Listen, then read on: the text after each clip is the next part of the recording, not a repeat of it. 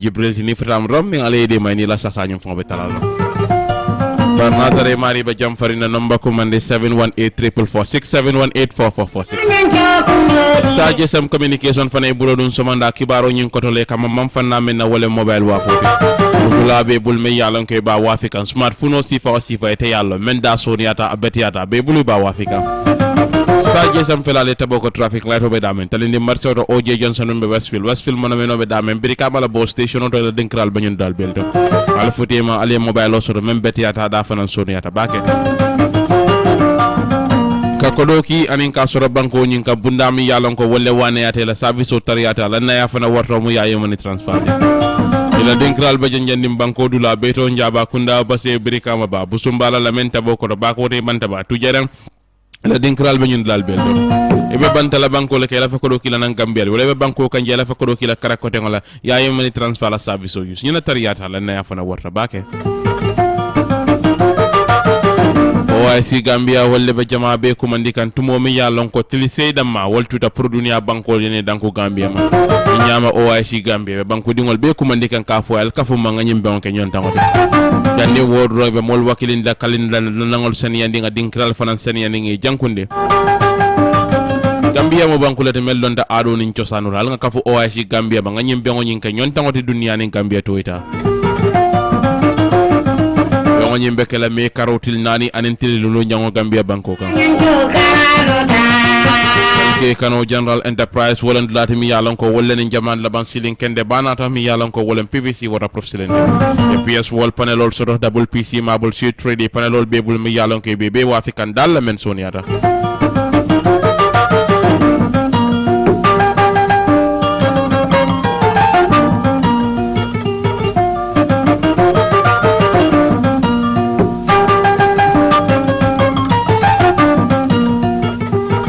people soto mi yalon ko be wa Afrika fela la rikunda sabe je paka Johnson do fela je sukura jaban traffic light be wodo fanando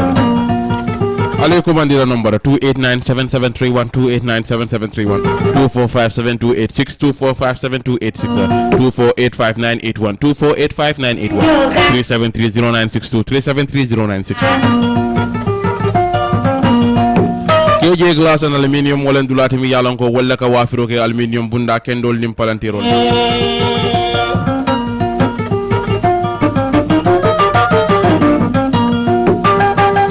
Wede kendo soro je mi yalan ka betiata da soniata baki high security dol soro bundal mi yalan ko tankata andu betiata fana toilet set kendol bebul je mi yalan ke be wafika ida malen bundate mi yalan ko ye sandiro ke mana buite ka na fi nan ne foya ni lafta ya posé Felale la rekunda sabi ji bambo gara so nyat lingole fereje brika mambali dlonson wala jo bala je robe wolto ali commandira number 7892570 7892570 9892570 9892570 4393388 4393388 fanka dan sop wolen dulati mi yalon ko wolle be wafiro ke kam bayol la men ñi ñata men fananda so ñata bake bela frinke bay ñima labang musubay ñima bela fri wala bebe buluba wafikan dalla mi yalon ko soniata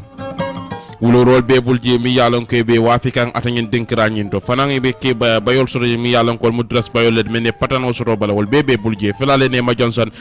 ko fongode be woldo ke la fengol be bondi dame wolen basi don de Spain banko kan ali commandira number 7271402 7271402 5015876 5015876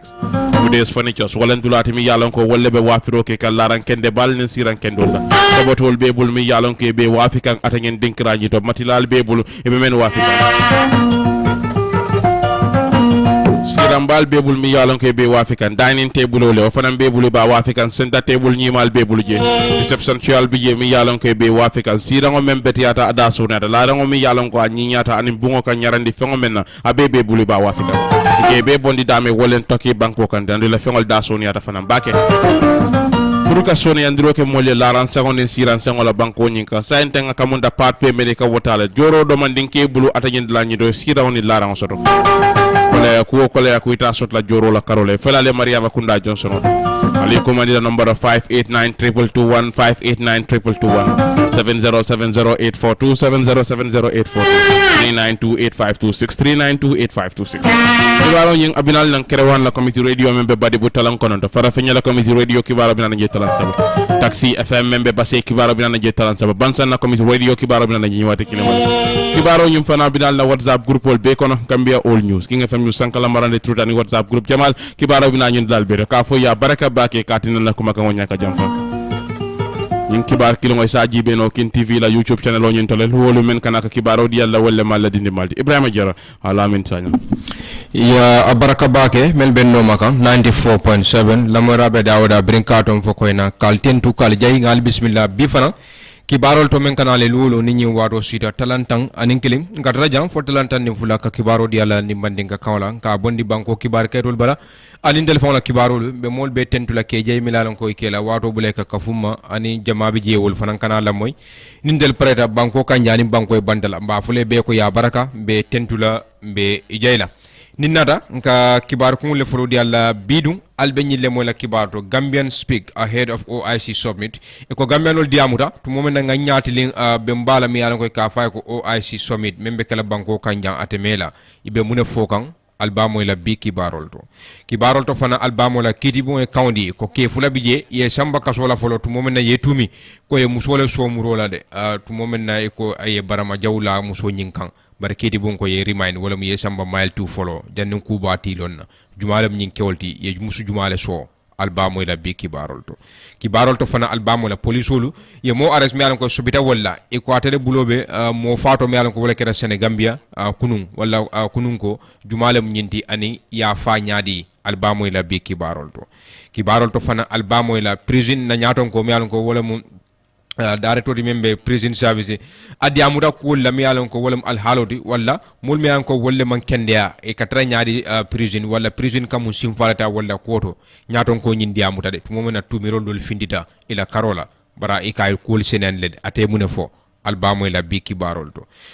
to fana albamo la information minister Dr. Ismaila Cissé ako nyi media contract wala wo mu contract mi alon ko sa kunda e adi kibar bundal dola ako nyi mudul fenati mi alon ko abe kamunda keno abe wala sukula membe dending simfala pour ka kibaro janyandi mi alon ko access to information ako akamunda keno membe je abe wala sukila de mun kenela mu nyinti Dr. Cissé kamune senandi albamo la bi kibarol to fana albamo la ko ya jammi anyandalo na UDP wol manka jawti de jumale nyimfo ani jumale mu ya jamme jawodi amari ya fo mun tole albamo la bi kibarol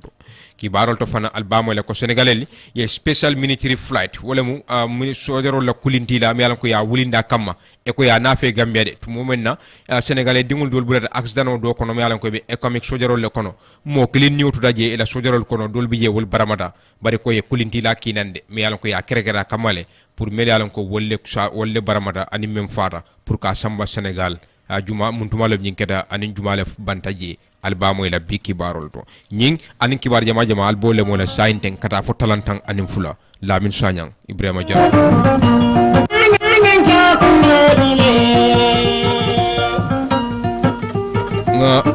nga dun kibarol kono dron amba damuta la voice newspaper la e la kibar talal mi yalan ko ye janjandi pour ka diamu moli mi yalan ko wolle Gambianolti to momen nga nyaatili nyimbe mbala mi yalan ko wala OIC summit ti banko kanja e ko Gambianolu ya itandi fam mi yalan ko wolle be diamu ko e ko ni Islamic wala Organization of Islamic Cooperation jamaayalon OIC abe kala banko kanja me karotili nani anintili lulo banjun jam yalon ko fan wala mo Gambia ti yaytandi e ko nyim yalon ko wala mo nyim meeting ti yalon ko kanaten nyine mo abben tan ani lulu njangoti brin kafo nyi lota andu niaju be fan ni Islamic Summit mi yalon ko fan dina ben wala mo aka ke molleti wala molle kamabe mi yalon ko fan e ka bona man sa kunda nyaton kulu president wol lembang wala mul mi yalon ko fan wala mo alfa baldi e bebe benna banko kanjang andi be mitu nyinkala dame wolon sa dawda kairaba international conference center mi yalan ko be bigilo yaytandi the summit will bring together presidents e ko nyi mitino wala nyi beon abe president wala abe president be kala kilinti ibe kumben na jang kin mi alon ko wolle mansaldi sultan mi alon ko wol fanam be mabela je prime minister be mabela je ani maral la koton mi alon ko be bolela bankol kan tari mi alon ko telle la bankol nyaton kaya andi ya itandi fan membita fo nyaton kat tallulu ani worowula mi alon ko bebe nyin kafo kono ibe mabela gambia banko kanya andu nyinanta ya fo e koy abe tundindi menkan mi alon ko wolemu celebration ni ya la menkan nyinan wolem enhancing unity and solidarity wolemu ka kilimbaya bambandi anin ka kafunyoma kolto mi yalon ko katambinu kachala and sustainable development wala mo jirwa mi yalon ko van abe tula jam fofaw yaitandi kibarol to this summit recognized as the second largest summit e ko nyimbeng aka munta dunia be wo benka ke dunia kono yine mu bemba fula nyangote mi yalon ko be wo be dunia atele wartade namanke UN la General Assembly di andi yaitandi van ku jama be kachala mi yalon ko OIC agenda wala mu yalon ko wala mu ila silolti mi yalon ko be tamola wolela anin ku ko do mi yalon ko wollem ferolti iba kumbenna andu be kala fente mi yalon ko van ate kala bencha hanti ya itandi kibarol do wo kamala mo jama bi je mi yalon ko idiamuta e voice newspaper kiba talal janjandi sadol ko taring pour que diamu gambianol ye itele nyim banguje nyaadi le mi yalon ko fan gambia kana wala hosu wala gambia kana wala jiya itandi abe mol kono diamuta mi lawyer Asan Martin politician olem andi loyale fanamu adiamuta ako government la propaganda wala mu ila cool mi an koy kafo mulier mimbe dende nyin summit la wala conference o nyin aka munta be mulu nyak sidi kanede memu blind faulty public mo an ko wala mu jamaati bi nyanta mem be fulaje wala cool mi an ko wala bata koti membe laare muluka memu hardship ti aka munta lefta mul jenken la wolele ka mul kungulondi wala ka mul nyaatilindi nyin summit wala aba itandika such events are all about photo opportunity ako nyin benziva aka munta ka benne don pour natal tallemu ka bulodi nyola bar niajube nyin te fem falina gambianol la batato ata fem falina ngay bo mi yalon ko gambianol be laari wala be laari gambianol kan niajube ko to mi yalon ko lon balu wala kolati adin ku ko dawlu nyim bengote hani fem bola wolto wala ta fem falina woto Asan Martin Bafoka the preparations to host the summit ako mi yalon ko wala mu nyim préparer ndirote menke pour ka nyin somito nyinke aka munta mankum faade bari niajube ne silol fango jube ye hotelol jube ye simfal ta mi alon ko fa wala mu luntawol ti mel nyanta nala e kalon ko Gambia man pare furuka nyimbe ka jiya Asan Martin Bafoka the environment is very dusty and polluted ako niajube ndandangulu abe noring wala kangol be sharing ndandangul be la hotelol mi alon ko wolle be tourism development area wol manke blad mi alon ko be jankuring Asan Martin be diamuga I believe it would be better to postpone it ako ngamira be mi nyala pour ka nyimbe ngo bayi fo sanyi nala bari niajube parandirol mi alon ko ye wolle landi wol manke fendi mi alon ko mo safono ko man sakunda pareda Asan Martin be diamuga it may be a mess if the preparation went down does not go down well ako nyimbe kala ko jikilate wala be kala ku jaw baldi ni atra nyim parandirol tata nyaadoma mi alon ko nyim benguti ako kaba ko yala ba kay tandi all things are lost in the name of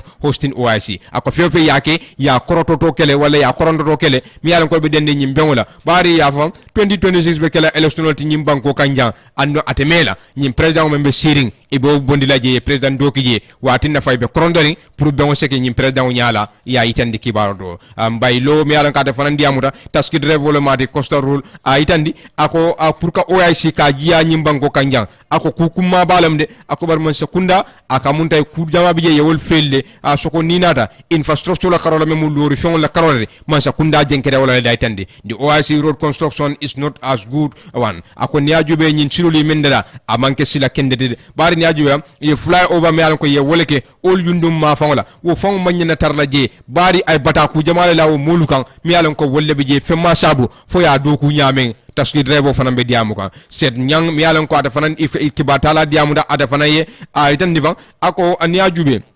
anyi somit mi alon ko wala be nakanteng ako nga jiya andu nga bismillah bake ko to mi alon ko be wala jigan ako bar nia jube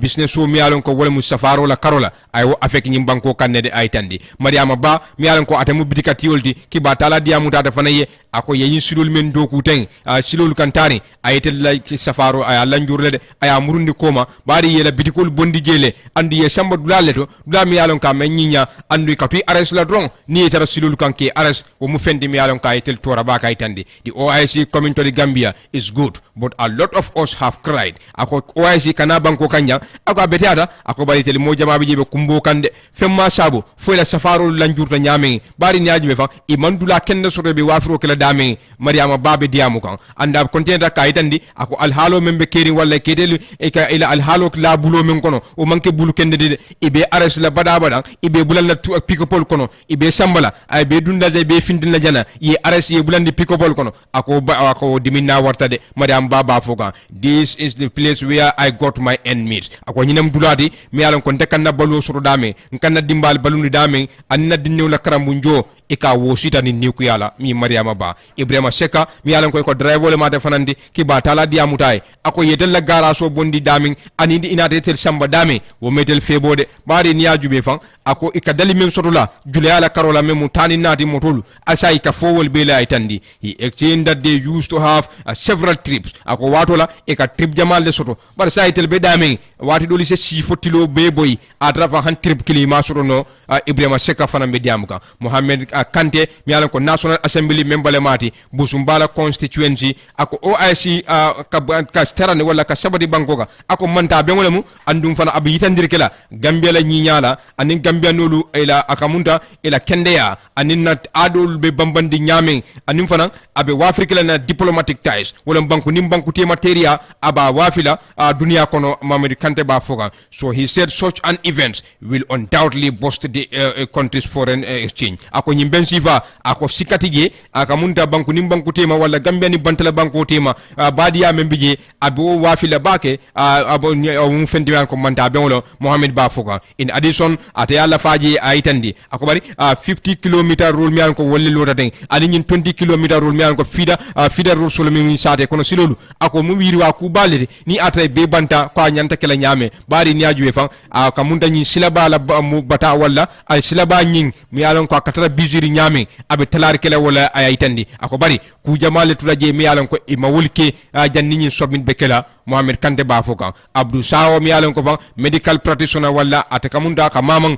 jararola karola ay afo ako OIC bina Gambia jang wo mu nyaato ta baleti bari najube abe la far kala Gambia bina fasur laje economic benefit mi alon ko nafulo karola tourism lembang infrastructural development anin ku ko dawlu wal bem fendi mi alon ka be nafa na fele Gambia diplomatic engagement mi alon ko lamu banku nim banku tema teria mi alon ko Gambia ba sabatin la nim banku dol tema wo be mu fendi mi alon ka nyata itandi honorable yaya menten Sanyang mi alon ka telemu député di la rekunda sabiji ki ba tala diamuta ate fanaye dame yalon ko ikatala miro nin do la miro fatata de honorable Sanyang brata ba foka ako the summit wouldn't be as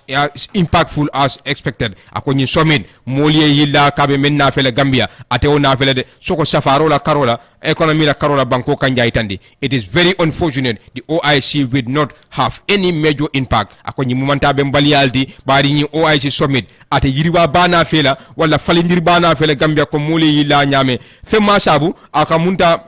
nyanta kol be mbula mirankilin e mawol bula mirankilin conference wala planning lamba wala ku ko don mi alon ko wolle nyanta kala nyimbe wala kartan dawla wol be mu fendi mi alon ko ma ke ay tandi the President Barrow administration in a haste to hold the OIC summit ako President Barrow la man sakunda ibe korondoring pour ka nyimbe ngo jiya danko don alinge akamunta ate e ba keka wala nyama bari niya jube safaro ay wala njurle andu molke yillame mawde ke laitandi there is no plan to invite businesses akoy man fere landi pour ka business dal ke invite na investol mi alon ko wolle bina ka safaro ke banko ga e maw plan landi pour ka wol invite na ibajala ni wol nata wol fanan na local investol mi alon ko safar lalle mudi banko ga inisi bulo di nyola ibajala ko fan akamunta abekela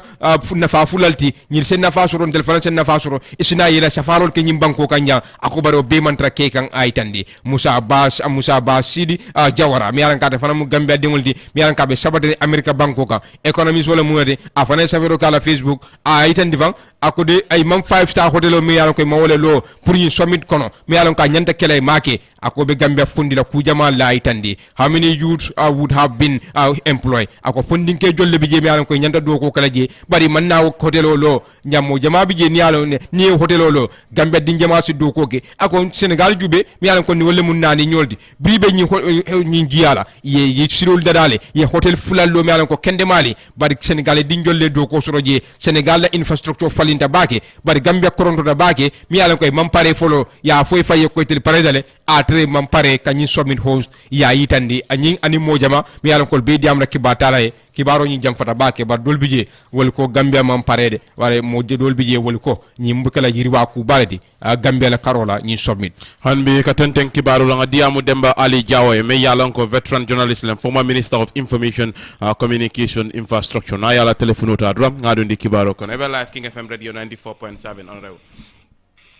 barka Ebrima good akamunta tili seda ma waltuta pour Gambia OIC jia banko nyinka atumo men na kuno ndiamuta director of communication ya yitandi na ko parendirol mu fennede mi yalon ko akamunta liro suti ala tongola sayen ko wolbe to bentale andon ata mela dronka lungo nyine bar pour bengo nyin ayke banko nyinka parendiro nyin dole siko soto ka mu fennede mi yalon ko anyanta tambila nyin la dol ko hanita ko be to bendinola jannim bel lungo nyim fongo be kala ko lalem ko dol kana bula mirankile ila miro fe for this the kind of preparation yeme expect Gambia bulu tumo mene ko be OIC summit ibaji yala abarka Ebrima e ko nyale ko actually ngame Gambian ko be nyanta tawale pour summit to succeed bobu Gambia la interest because avec Gambia Gambia to wala diari ga ni successful summit soto but in defan aje nyamenda definitely parendro mankita baake ni ajibe ni findita batir hadi highway bajala ko highway man nyaka follow fon because yanta pare kaje men mankije nyanta line do simple la pour so kama wuli ndi domandike ka fo me ko parendro dengaji nyama definitely mankita baake mais sen jama nyanta kala manke follow o be mankere ne so akamunda ida OIC itel dia memfo iko silonyi mu fennete mi yalanko akamunda obe futandira la jannim bellungo akamunda fly over ni wada male manta parida wodla nyindo bar ni ka be mankiri mbake apart from silo munni muite amira wala nyanta keke men yalanko e manke hello ni tata even conference center nyaatino abantaji anyanta tambila jenda yanta nyandila le yanta sen jamale kala so manki ni ka tambi je abako dal changes man tema manki je fen jamale nyanta kala namira be manki tan te fele adon tenga men mira membe laban wala musiko yalong OIC namira le membal tata ko kan lulu ni se fo woro la adon ni nga wo talente soto isola banku nyaton kol tandu nga hapo talante soto famen nata jang o be inte fe o be kala successful summit de mamera ko mo jama binala tenga wala sasse adu menu pula pila dolbe maybe dolte because hotel ko yalo non sekunda ko no ibe pare kanu ka 5-star hotel lo pour bestol be taraje yalo wobe tanko so men de baake la ñu very important guest adu tanko important case very be nyamen ke wo hotel o man na pare so sa ide abo ko ibe la hotel jamal leto tanko be ke la problem adu wo batin na fanan te ngamira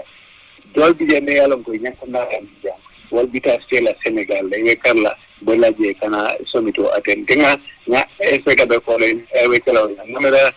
parendo dal penjama bije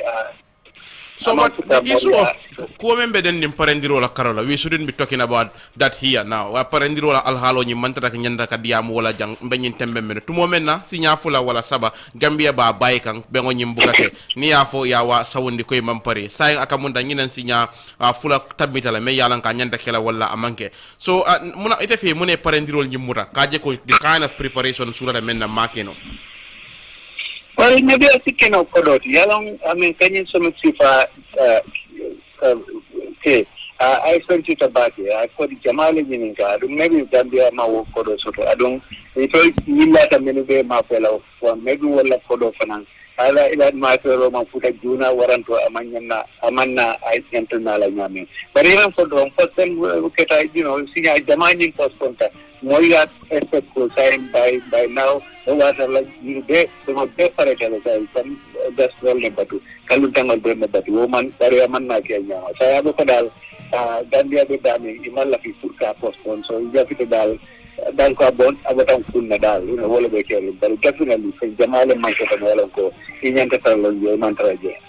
aya president baro ay pe kiba talal ko mandira da me yalan ko ni kajara ay Gambia la lud la fo me yalan ko wole be dendi ak wonyina ni opportunity soro kawo interview nyin ka jibi atanyin la nyindo foy fe fenne bije me yalan ko ajanda ka men address me yalan ka me address jande mbi basida. Yeah, I mean, unfortunately, manna interview na don't la moje, but manna be moje. But I think that's that. Well, of course, I mean, Moyas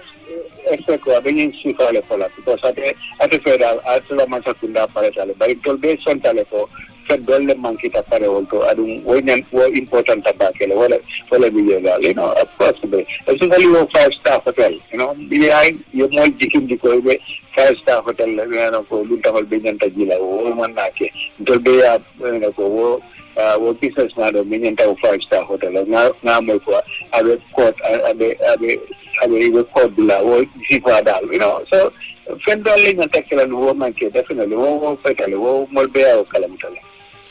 Danning ke bula line right amonu minister de me jibero ke kibar janjang wala karola ni warin kono akamunda kumol findira kibar janjang wala karola dame yalan ko mansa kunda million tanani yewoldi kibar bunda dol la banko nyin kanjan tumo menna ye mem fo walem pour kali mansa kunda la mankutol walantu mela kenya la kali warandi mol nyako ani kali jitande mais current minister of information di amuta kibar bunda mem star fmt andum standard newspaper na wulita dame yalan ko aya foye akoy ko mansa kunda ye doku mi yalan ko ye woldi wo kibar bundal ya di men kam wolem pour ka keno suke me yalan ko wole be mansa kunda anin kibar janjango tema keno membe je ye kodo nyindi kibar janjanal la wala kama pour yo keno nyi yo suke mune mi la miro ni million tandani contrat nyi na karo nyi anin fa mu fende de mi yalan ko akamunta wasi wo suke non well defe mala jumale wo mira bari federal definitely oman correct anin dua manta anin masa kunda beto manta anin because it kalbe sontale ko Gambia I mean media houses jamale sotuga bulan na yed dol tala ba do tala kadi wala aron fanang kalbe sontale ko fanang dua ko ganin masakunda you know masakunda la kodo bigadu lawo do anda tambira national assembly wala nyanta approval kala wala allocation ba inte ma kalamuta wo ketanyi silola so tedal ay ngamira fam yo media house many access it all from a member because some more they will get anyari because saying we masakunda la mouthpiece already we masakunda la ku beto drone fala so multi la we will fala saying tedal nke definitely amanya na kila unyama dal. So but the issue of kafo wo mu fende mi yalan kabe gable close la information o kibar janjango ni mansakunda tema kabe o close la ide be no mansakunda kono le mol kamem fo wala nyim mansakunda buga tariya kibaro bulala pour yo hanite membe mansakunda kono as kole ya no bulu bake pour yo kibaro so mol bulu mi yalan ko yanda ke feed information la pour na finti jamaka e be no mansakunda kono fo nyimbe gab nyi abe o close la. No, definitely. Ate got me closer. Manka kundala nyanta kere kela yela communication strategy ya doku ku bari kafo kombe be kodo dila kadi be kodo tala mansa bulu kadi media house golla webe mansa kundala information strategy ada la wote tefe ata sense kero. I mean don't ya dem ni mansa kundala I mean kibar bunda jama soto you know you have GRPS you have Gambian daily then government spokesperson soto you have minister of information soto I mean the president director of press director of press kana bije wolbeka diambo masa kunda toy munana sai be corridor dala badula media house you know in fact that's why nyanta ko dole tala fa yadi GRPS for yela I mean that because I mean some of the doku bala soto jinto pour kany somita ta koga adu am so kodo jobulu kodo man siya bulu niyo 40 million tani ya di jiate so lebe betala masakunda to fam kadi ni pege medial me ko ito bela fansun do ko la Demba Ade Jaw Mediama Kavole me yalan ko veteran journalist wala mari former minister of information communication infrastructure bere mbota demba Aliou Diaw nga continue kibaro la police lu ko mo funding ki wodo muta mi alon ko ka fa ko mod Lamin Diallo sanji tan saba ani lulu ay wala soro tebe sabate ndami wala manjay kundari tumo mo ne sobita ko ay atele bulobe funding ki wodo la saya kono mod Musa Sisao mi alon ka tele mu diamulati Gambia Police Force anyi ko sabate ni point newspaper da mi alon ko ay tandi ako investigation mi kisiroti abe continue kan ne mi alon ko wala be dending nyi funding ki wala sala mi alon ko ya fadame wala mu Senegambia bitti mi alon ko be banko kan jambar bakar la nga diamu police wala diamu la mi alon ko atelem ASP Modou Musa Sisao ni nga soro don ka nyini ka ni fa update soro membe dendi ni sayala mi alon ko wala kata Senegambia ni ku ko tan mi alon ko wala be kerim banko kan hello Piaro hello ebe live King FM 94.7 King FM ala baraka bake abaraka Piaro nga kala muta police wole modo arrest me alon ko fan iya sobita ko atele bulo de fonni ko la sa no men kera Senegambia fo ni sabari la ni ata sabari ta jumala mindi de abole nyama ya fo nyama abole nyama sabati tale kunun kilibulo jani kilo boylanga kibaro soto na Senegambia ko police men yalla ko Senegambia ka fo ko tourism security unit of the Gambia police kibaro soto kaje ko moleje ba jinje wala ko isubita ko afota niyola akam police le fota je na ta tarako nyum kulte men be kere bari isubita ko amari ni fota niyola le kankindiro ke asambala tanor dami yalla ko kon me bari do to la ka kon fa ko mo to nya fatale fa ma fa wakola inata doko nyinda ka mo investigation so criminal investigation wala investigation follow me yitande wala ko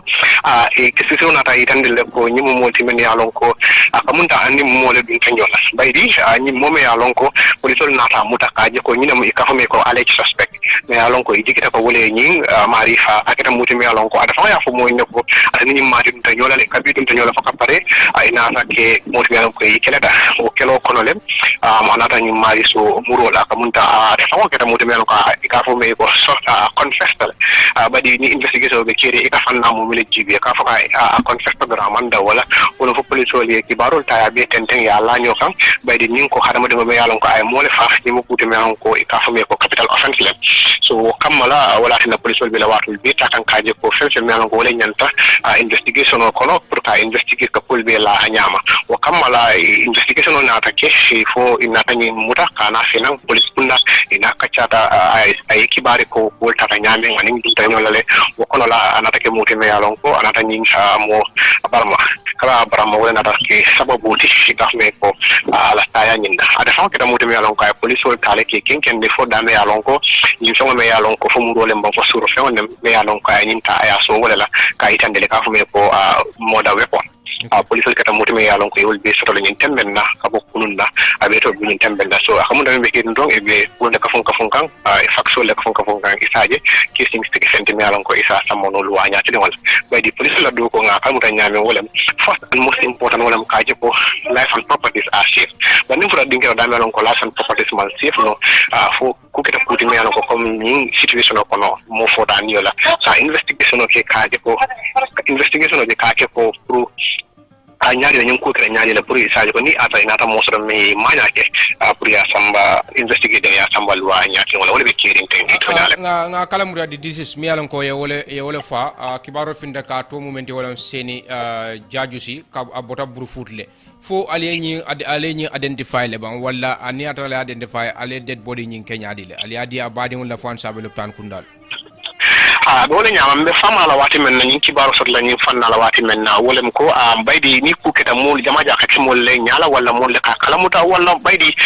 Gambia ata data le anu jama mul le ranyo kamene nyolo so kaben ko keta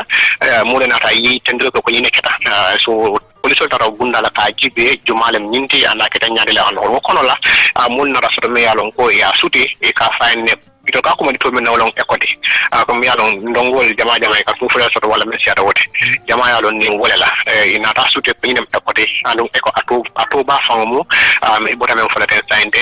sini ya jusi ya si yes so wole kata tuti ina ta ka ni samba loptano badi ni atara ka home ko moda jama sa ko ni investigation be kira man ka kuti mi yalon ko e ka poda kunna dron ira ya di ala mulla pour ya bade investigation be kira fa establish what are the muroni na comme ni kelo men ko wole famu sababu ni te bank ya long because investigation kake le plano bunda fa ka fo me ko autopsy wala mo police fa na le plan bunda la ka jibe wona sunta ni na saya fa ni na ka confirm medically ko asa ni sunta ni na muro mala men ayin kelta so muro la wala sunta la saya la isa jo fa na be position of the police fa na bamande la bake ni tata at the court level so ni na kuti me alon ko wala keta sade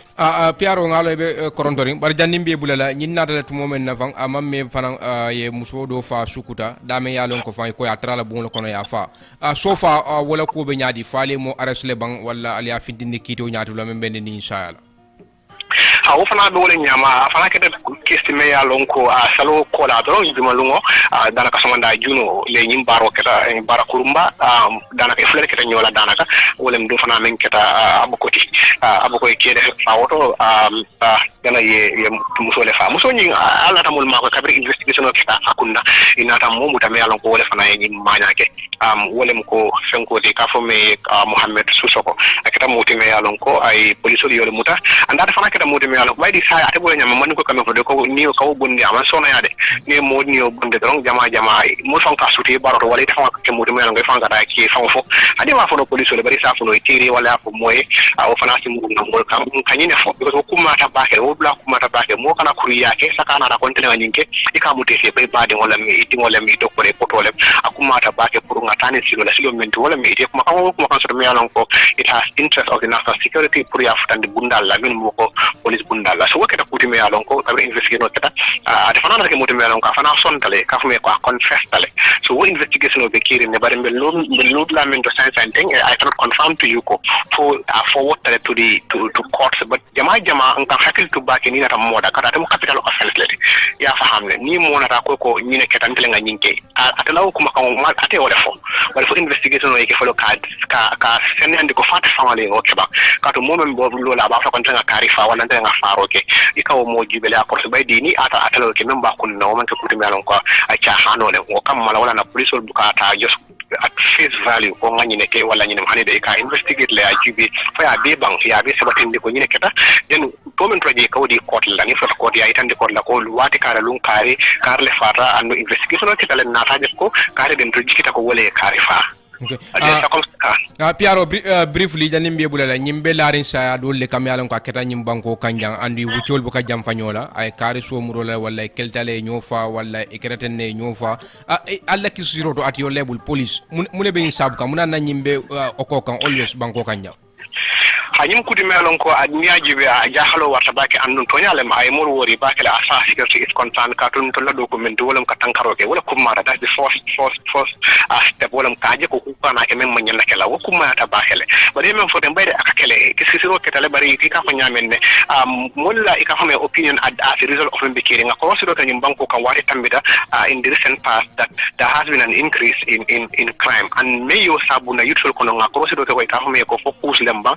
a drokolem wala taylen keta buti me alon ko abe siaka nyim banko kan baydi banko kan gamenol damma fandamanta gam ko banko kan ngabadi ngol le soto nga signol le sermen na dum banko kan ikana finni nola ikana wokono la ni dunta banko kan ifana ni fenne kana ini daji kon le kana ini kenyal men yalon ko na dinningol na yusuf na kafu ma kul to men yalon ko ni akrosi bakin na Gambia ku jama be men yalon ko Gambia mallo wala no wolem ku men yalon ko be naka anu ni atro keta ku men yalon ko be sabatiri wolem kuslem ban troklem ba ana kunya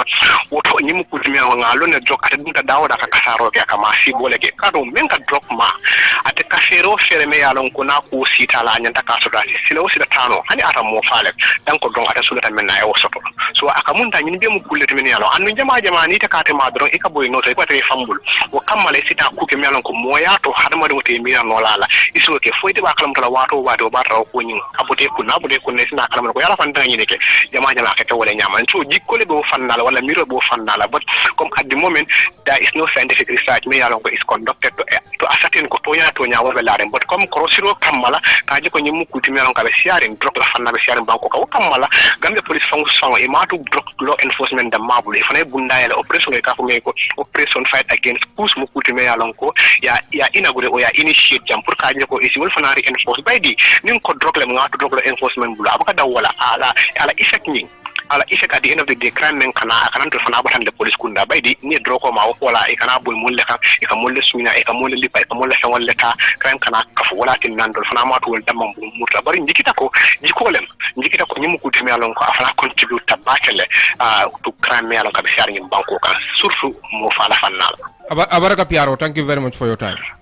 Abaraka. Men ka diamu wala police wala diam la ASP Modou Moussa Sisao abe diam kan ko la mi alon ko be dende mo fal men kake kunun mi alon ko do kera Gambia da mi alon ko fondinki wala nyo somro la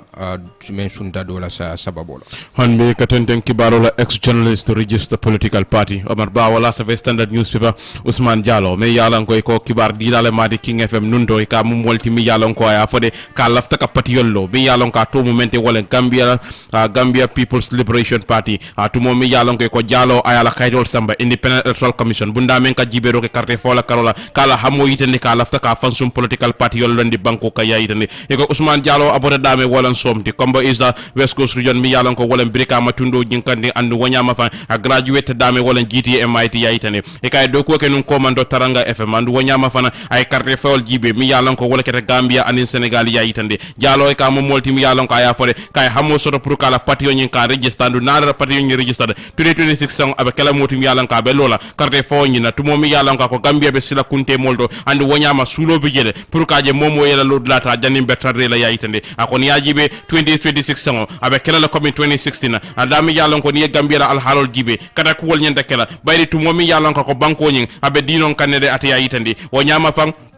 awala be tunen kanne ata yitande wanyama ko ni ajibe sulo bije bake pour ka miral yal yitande ka kuwol jibe me yalon ko wolle be banko kan ka banku din kende ya yitande pour ka banko nyim bondi ayitande jalo tentende ka fo wato mena akon ye Gambia la amol jibe mi yalon ko wolle be banko nyinka ibatar la ko de fondin ke wol siata bake ayitande bari ibatar la ko de ke balbentel la sinin samo tunya kanne to momena e ka men dundin hakilo kono wolen dindingol mi yalon ko e fahamuta andu londa fanam wal mum molti mi yalon ko e manyake dabula politiko kono yayitande mission is an opportunity for young Gambians nanyin simpanya amu banta be ngolde Gambia funding kewole pour nga kem molti mi yalago nga tambi nyato nganna sinin samo de dade to mo mena wo jartale aytane he said the group has identified four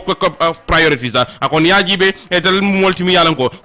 fanas nani ye wolle jibe mi yalango lafta ka wol falling natara nun ko fanga kamunda ye banko ditila aytande akon yajibe e be falindiro kala carte fawla karola a banko nyin kanja ka kala al hawayele democracy kandola tan la nyindo ka fang banko la fanko nyi ka sabatindi ka doku bundal fana yele pour mobe si muna fang ka nakarianin tapale ya ka bay aytande we have become a society ruled by politicians guided by laws we ignore ni ajibe ndel kadam wolleti mi yalanko politician wol kantel mara bar luwal mi yalanko wolle mara lo sansan ike nyala o kan ata nyindo la nyindo antu mo mi yalanko fang e buka bula sidol noma men yalanko nyanda ka bula wolle noma aytande we are politically led by people na ajibe molle be nyato men yalanko man sobe aytande e man bu nyaro ke molla men yalon ko wolle ko place o nyinto aytandi Diallo said the country's biggest opposition groups ni ajibe ako opposition party bal men yalon ko wolle be nyim banko ka ani ko ya wartade tumo men wol fura tunkungol to dame yalon ko e fatale karde yela karola lemba ani politiko fokola karola woltitano daw darandi ata ya yitande bar kibaro ko men fo e ko momme yalon ko journalist wala matino commando sande kaya lord la falinde ala fa patio ala fo wala lola banko ka alafta wala lola banko kan momen na journalist kotolam ka benu King FM ani Taranga ya itandi standard newspaper bala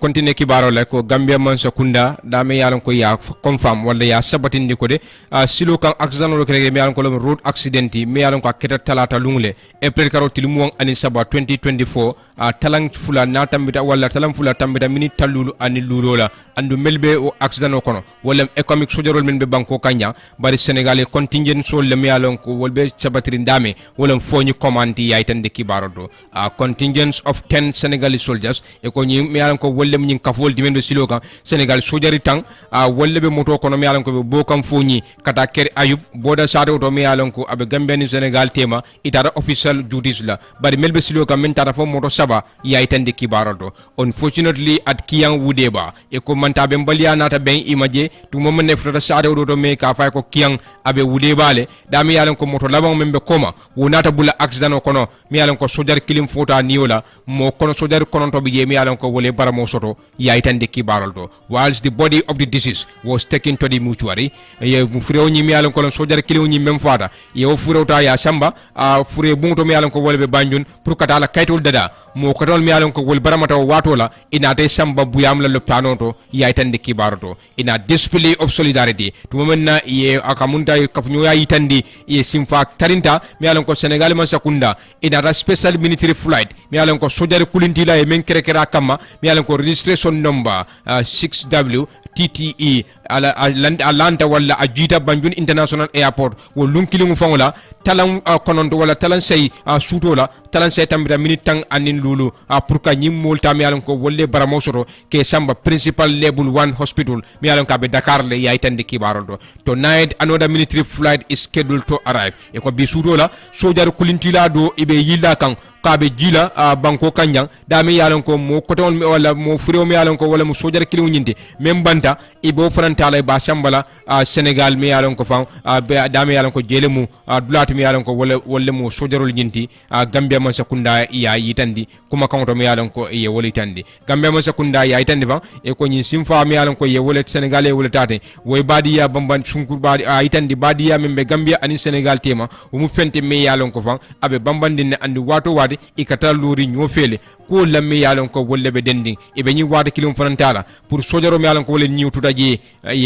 ni ku ay samba Senegal man sakunda ani badingul mi yalon ko wolle mu wululalti ani kafnyul mi yalon ko wolle mu sojaro nyinti mem banta ibela ni ku ani bala faytandi lela mo lamme yalon ko wolle mu sojaro nyim badingulti Gambia man sakunda ay tandi hanbe katenten kibaro Tijan Drame mi yalon ko fa wolle mu nun actin chairman ti lowo nyomi UDP katlem moti mi yalon ko kunun ayala kankula ke ka bura United Democratic Party mi yalon ko wala UDP sawunta dame wala National People's Party mi yalon ko wala NPP tumo mi yalon ko fan ya jiya la bureau to atanyin dlanyindo tumo men na be diamu kan atanyin dinkranindo e ko Tijan Drame am molti mi yalon ka yitande ka nimisata amune ya sabu nyin sangol mi yalon ko wolle tambita atay mansa soso atanyin dinkranindo tumo men na yafo aka meta fangoy manila de ala kafo atanyin National People's Party ma mi yalon ko wala NPP wala kuti mi yalon ka anyanta kala nun juna tumo mi yalon ko kaya fo kumol kono akode coming Mamadou Sabali ka fo nyame fo ndinkewol kontantale kontano nyi tambital de ata tambi batala sayin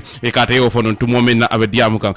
diamu ta Demba Sabali mi yalon ko wala ministre men ka jibero ke senola karola andu wanyama fana executive member le madi National People's Party ngalla moy no ay mune fo tumo men na diamu tan King FM Honorable Demba Sabali, Minister of Agriculture, also executive member of the National People's Party. The model will be Jimmy Yalonko, will but now open you, lower you, rather, many Yalonko, and a National People's Party. NPP la cour. I love our Itandi, I Cairo Itandi, or NPP Belava Kane, and opposition party on Ibe Sirin Kane, Ibe Talakane, or Nimol Mina Rajambi, Mobalom in the UDP. Constituency chairman, Omanke Mondi in the party over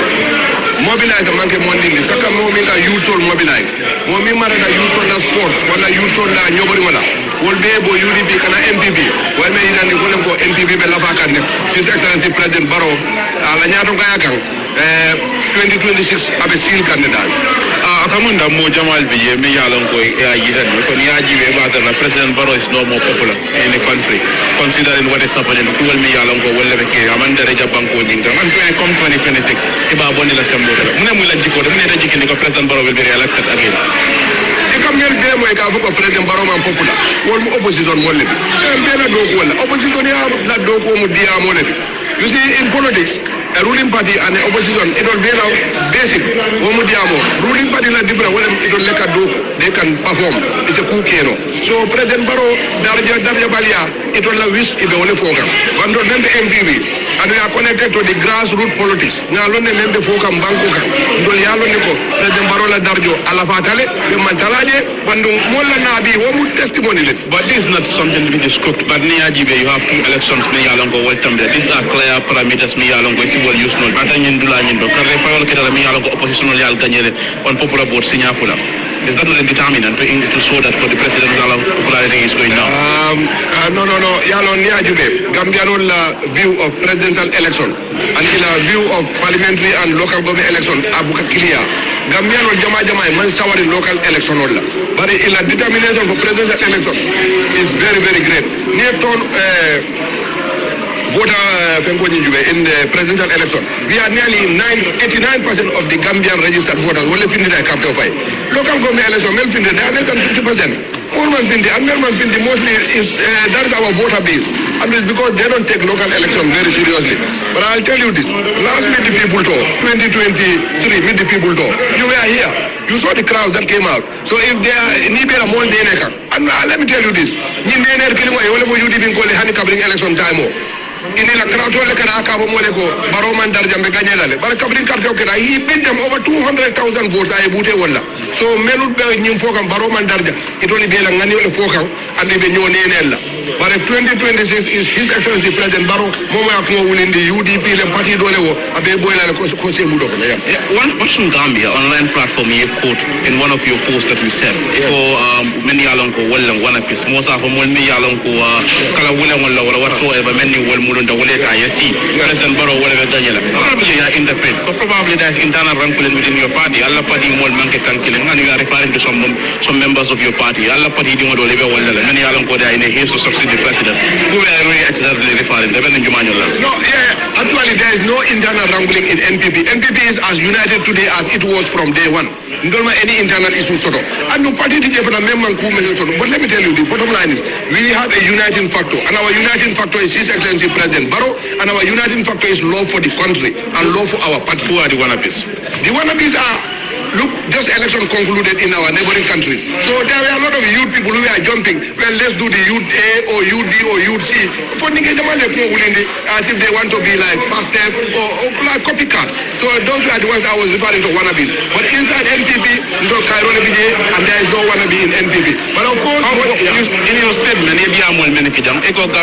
don't have a field state, we don't have a field NPP. Yes. In fact, opposition will field Bankoninga. Yes. So don't they disagree that the president in fact failed the Gambian people, that he failed and he failed to live up to expectation. Gambian only menjigala puro, amantara koke, food price level is high. As we speak right now, Penjamal Bijemi alongo amantranyam. How do you qualify that Gambia man can fail nation under President Barrow consider what is happening? President Barrow, look, we all know what a failed nation is. To be honest, I am a cabinet minister, I cannot mention countries, but I can tell you, anybody who is of certain standard, you know what a failed state is. You cannot describe government and this country as a failed state when as we speak, we are going to be hosting 57 head of states and government. When in this country, like Duzano said, Kurango is expanding in the country exponentially. Water supply is expanding. Agriculture is expanding. So all the ministries are expanding. Cost of living is a challenge worldwide. Yes, the majority of the Gambian people, they must rise. Mano Dabi, yes, I said to Gambia. But go to the neighboring countries. You cannot even compare the cost of rice to our neighboring countries. Germany Bodo B in the Gambia is 1,150. In Sierra Leone is $68. One of your party member, he challenged you of recent. He said you don't understand demand and supply when it comes to rice issues. And in fact, you are not living up to expectation. As per statistics, in rice production, instead it is going down. As per the statistics, the government provide to the World Food Organization or rice production statistics they are going down. Our statistics, the source is very clear. Go to our Department of Planning. Our production is there from 7 years up to 2023. Our production levels are rising, and in 2023 we have exponentially increased our production in groundnut. One of the experts disagree. He said it's downgrading. Well, the records are there for the ministry for every Gambian to see. You can go to the Department of Planning. There is no expert at the ministry who has disagreed to that. You have so-called experts who are supporters and sympathizers of the opposition. Of course, they will say like that. Of recent, Laris was at one of the radio stations, and I meant about the economy for Molmau. I meant about the OIC. It shows his lack of understanding of how the OIC is governed, how the OIC is run. So who experts, so-called experts, if I let seeing on the side, who are sympathizers of UDP and other. If you talk about Larry, he worked for the UNDP and all. Look, UNDP has cleaners, UNDP has middle-level staff. So I don't take language. Kari was working at UN, Kari was working at UNDP. Look, we spent over a decade working in the Western country. So that is not a criteria. That's not a university. That's So not a how degree. about if you are told that Gambians are not happy the way the state of affairs are in the country? So people cannot tell me Gambians are not happy. I'm a Gambian living with a cabinet minister pays with a huge amount of money every month. Well, I am from a society, I am from a community, I see them, I feel them. I know our people are happy. Don't be jealous, whatever happens. We have poverty rate of 53%. Out of 100, you have... What is the poverty rate in Africa? If you say poverty rate of Gambia is 53, if you look at the rate, go and Google it, search this. What is the poverty rate in Africa? Compare that to Gambia. If you will say Gambia poverty rate is high. Our food insecurity is less than 15%. What is the food insecurity rate in Africa? 23%. We are less than 15% food insecurity. So compared to the region, Ikawale Jube, not to say Gambia food people are poor, yeah, but relative to what? What would you say to this suggestion? There are many people once in the street, whenever you talk to some people, they will be like, okay, Dr. Sabali, he has personal hate against Usainu Dabo. He never liked his party. Am I UDP cannot because Usainu Dabo I welcome? Why? If that is the case, why didn't you like Dabo? No, actually, I don't have a personal hate for Usainu Dabo. I have never had any issue with Usainu Dabo. Earlier, GDC said one of their press release, even party as vice president, you signed on behalf of Mama Kande, only to make Dabo look bad at that point. You never like the old man. No, I don't have any personal hate for Usainu Dabo. I don't like UDP. I never believe in their policy. I never believe in their thinking. So yes, I am anti-UDP. I support anything that's not UDP. I am NPP. But I don't have personal hatred for anybody in UDP. Why don't you like anything about them? They are violent. I find UDP to be a party that is violent. Yes, because look, of course, UDP goes on court. Why don't they stay at home and expect that the judiciary will deliver and be independent? Why do they have to go and occupy the streets and block traffic and call all that? Do other parties do that? Do other Gambians do that? If they take you to court, do people? It's unnecessary. We should trust in the system. But if you build in a democratic society, we have to follow the pro-democratic. The people have the right to show those kind of solidarity to each other in any kind of circumstances that might happen or occur in those kind of companies. I don't think that in any way suggests that they are violent, going to the streets and showing unhappiness. No. The Mambalita on the streets, if you follow the due process. But you don't have to create mayhem just because of 3 years job the majority of them, we all saw them ended up being UDP chairman and UDP and councillors and members of parliament. It only would have got 3 years for Baroiji, even though that was against the law. So yes, from there, I branded them to be violent and I do not support their theories and I do not believe in their beliefs. So yes, I don't like UDP. So, okay, last question will be, there is a belief that President Barrow, there is nothing like popularity issue in the country. Maybe because already he's been given more than 50% of our votes. They said there is administrative gap. Inefficiency and incompetence is the order of the day. Don't you know Balia and Balia and this is why the country is not going. In fact, they suggest that cabinet ministers will desert their position. They are going for politics when they should be in office. So I think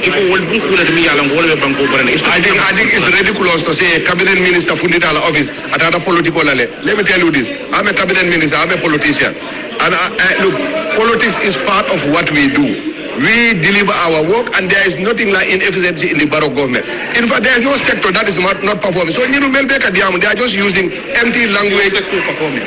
Well, it is not for me to tell you. It is for you to go as a journalist, go and dig the records. Go and get the records. That you are supposed to tell the people, this is good A, B, and C. But yes, from our internal assessment, we have made it clear and the farmers have said it during the tour. And you saw the farmers union even come to the president. They come to our office. The cost of fertilizer was down. Productivity has increased. Our rice yield has increased. We were around 1-2 tons per hectare. We are providing seeds that are producing up to 7 tons per hectare. So when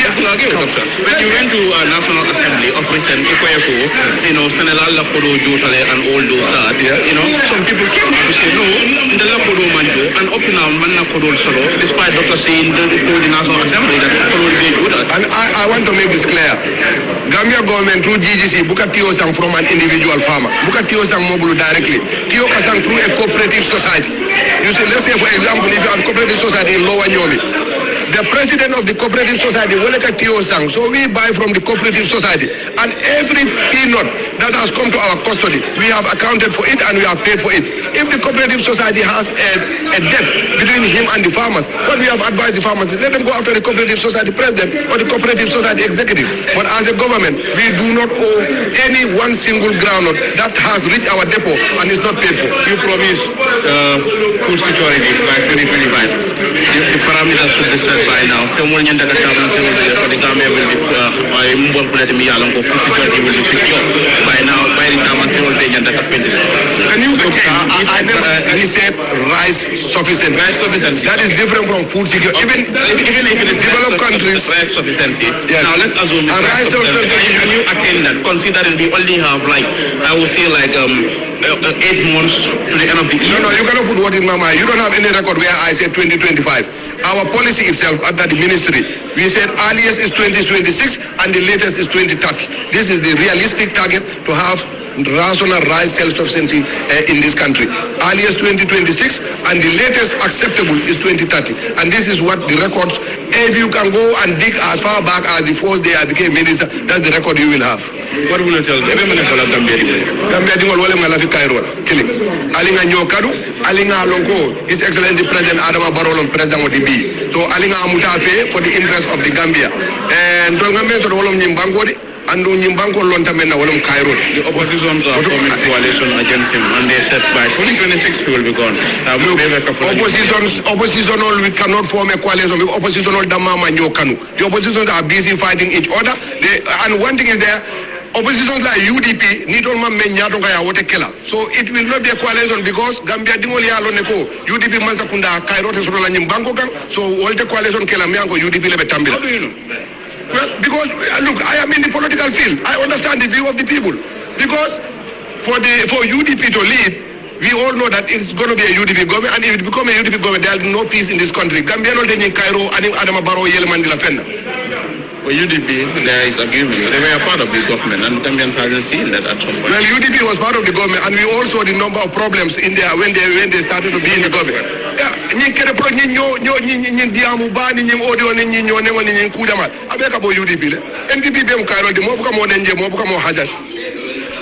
Honorable Demba Sabali, Minister of Agriculture, National Miyalonko Walemu, Executive Member Madi, National People's Party, Miyalonko Walem, NPP, Walebe Diamuka Wonyama, Tumomena, Miyalonko Eko Walem, Acting Chairman, the Wanyomi Constituency, UDP, Walekere Moti Miyalonko, Asawunda, National People's Party, Miyalonko Walem, NPP, Demba Sabali, Atekode, ni UDP, Natanam.